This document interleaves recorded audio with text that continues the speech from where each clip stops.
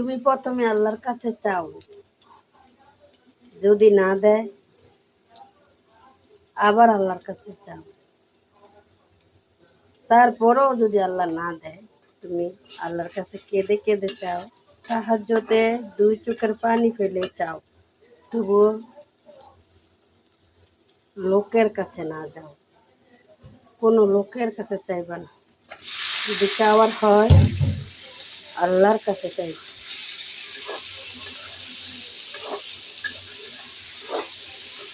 লোকে দিলে 1 বার 2 বার 3 বার খোঁটা দিয়ে দিবি, আল্লাহ কখনো তোমার নিরাশ করবে না, খোঁটাও দিবে না।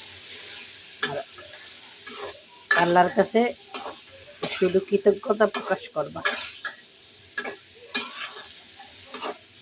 আল্লাহ কাউকে নিরাশ করেন।